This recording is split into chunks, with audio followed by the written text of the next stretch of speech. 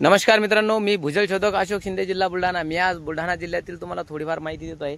बुलढाणा जिल्ह्यातील आंत्री या गावी आम्ही एक पॉइंट पाहण्यासाठी गेलो असता आपले शेतकरी मित्र आहे रामदास भाऊ नावकर, हे रिटायरमेंट आहेत, सिव्हिल इंजिनियर।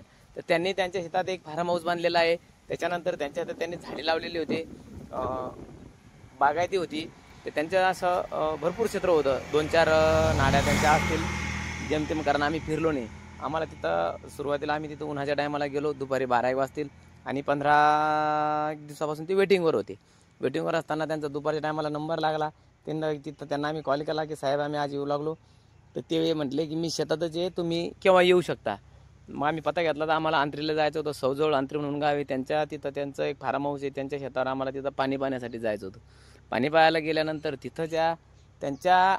तिथं थोडंसं आमचा जरा आगळा किस्सा घडला, तो तुम्हाला सांगू इच्छितो। तिथं आम्ही पाणी पाहायला गेला असताना आम्ही गाडी उभी केली धुऱ्यावर। त्यांनी आम्हाला हात द्याला की धुऱ्यावर गाडी उभी करा आणि पायी या। तर आम्ही गाडी उभी केली, पण आम्ही त्यांना सांगायला लागलो की तुमच्या इथं एक नाग आहे, आम्हाला नागच समोर येऊ देणार आला, त्याच्यामुळे आम्ही गाडी इथंच उभी करणार। मग आम्ही धुऱ्यावर गाडी उभी केली आणि त्यांना आवाज द्यायला म्हटलं बाई तो साप आहे। ती मावशी म्हणे की आम्ही आत्ताच इथून गेलो, आम्हाला दिसला नाही, तुम्हाला कसं काय दिसला म्हणे साप। मग ते असो, पण ते भोले शंकराचे भक्त होते, त्यांच्या तिथं पिंडही होती। तर ते म्हणजे शंकराला मानत असल्यामुळं त्यांच्या इथं पिंड आहे। आणि दुसरी गोष्ट, ते नागाला म्हणत होते की आमच्या इथं दरवेळेस तो दिसतोच।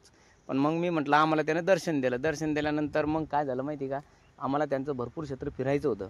पण तिथं असं झालं की तिथं क्षेत्र फिरायच्याऐवजी आम्ही थोडासा विचार केला, म्हटलं आपल्याला अगोदरही 2-3 संकेत भेटलेले होते, आपण ते चेक केल्यानंतर तिथं आपल्याला चांगल्या प्रकारे पाणी लागलं।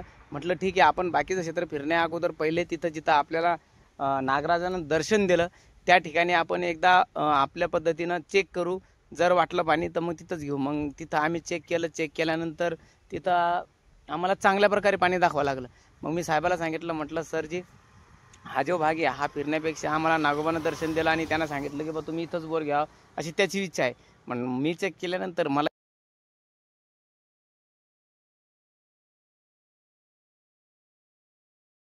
त्यांना आम्ही सांगितलं की ही जागा जी आहे ना, ही आपण चेक केल्यानंतर इथं पाणीही चांगलं दाखवावं लागलं। 3 HP तुमचा पंपही चालणं अशी अपेक्षा आहे। 3 झऱ्याचा पाण्याचा इथं संगम झालेला आहे आणि 300-350 फुटापर्यंत तुमचं सर्व पाणी कटून जाईल, असं आम्ही त्यांना सांगितलं। पण त्याच्यानंतर त्यांनी मग बाकीकडं काही पाणी बघितलंच नाही। आम्ही तीच जागा आम्हाला योग्य वाटली।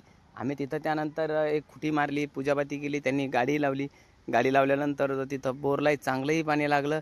आणि आज जेमतेम सध्याच्या घडीला त्यांनी 5 HP त्यात पंप टाकलेला आहे। तर ते 5 HP पंप उन्हाळ्यात 2 तास चालत होता। आता 6वा महिना लागला, पाण्याची पातळी थोडी वाढली, कारण मे महिन्यात हा पूर्ण पावसाळ्यासारखाच झाला आणि पाणी पडल्याच्यानं जमिनीची पातळी वाढल्याच्यानं त्यांचं सध्या आता बहुतेक कंटिन्यू पंप चालू आहे। त्यांच्यासोबत माझं बोलणं झालं तर त्यांनी सांगितलं की बोर कंटिन्यू चालू आहे। नावकर साहेबाचं एवढं नशीब चांगलं आहे की त्या भागात आतापर्यंत असं चांगलं पाणी कोणाला लागलेलं नाही, कारण तिथले लोक सांगत होते की आमच्या भागात पाणी एवढं लागत नाही, लागलं बी तर एवढं चालत नाही, म्हणजे 1 इंची 1.25 इंचीच पाणी चालतं व असं त्यांचं तिथल्या लोकांचं म्हणणं आलं। ते नशिबाने आम्हाला बी तिथं नागोबानं दर्शन दिल्यामुळं आम्हाला बी ती जागा योग्य वाटली आणि आम्ही तिथं चेक केल्यानंतर तिथं दिलं।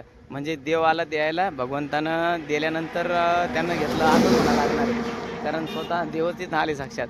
ती भोलेबाबाला मानत होते आणि आम्हालाही भोलेबाबानंच दर्शन दिलं।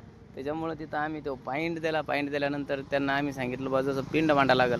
पण मग पिंड मांडायच्या ऐवजी ते म्हणे बा आपली ऑलरेडी पहिलीच पिंड आहे। म्हटलं मग त्याचीच पूजा करा। ते म्हणे बा तिथं पाणी लागल्यानंतर आम्ही रोज पिंडाला पाणी आणून टाकू। आणि त्यांनी परत आम्हाला असा एक किस्सा सांगितला की त्या पिंडावर अधूनमधून तोच नाग दिसतो म्हणे आम्हाला। त्या दिवशी तो त्यांना दिसला आणि तो फक्त आम्हाला दिसला, त्याच्यानंतर तो बिळात निघून गेला। तो ते म्हणले की त्या पिंडावर आम्हाला अधूनमधून तो नागही दिसतो म्हणे। म्हटलं असं देवाचे काही चमत्कार असेल आणि त्या चमत्काराचा याच्यातूनच शिकलो। दुसरी गोष्ट, असे आम्हाला भरपूर अनुभव आले। मी तुमच्यापर्यंत जसा माझा अनुभव घडला मी तसा शेअर करतोय आणि आम्ही तुम्हाला आता एक तिथला व्हिडिओ दाखवतो आणि त्यातली मोटारही दाखवतो। धन्यवाद। तुम्ही जर समजा आपल्या चॅनलला नवीन असाल तर आपल्या चॅनलला लाईक करा, शेअर करा आणि सबस्क्राईब करा, जेणेकरून आपले नवीन व्हिडिओ तुम्हाला पाहायला भेटेल। धन्यवाद। बघा शेवटचा व्हिडिओ आपला।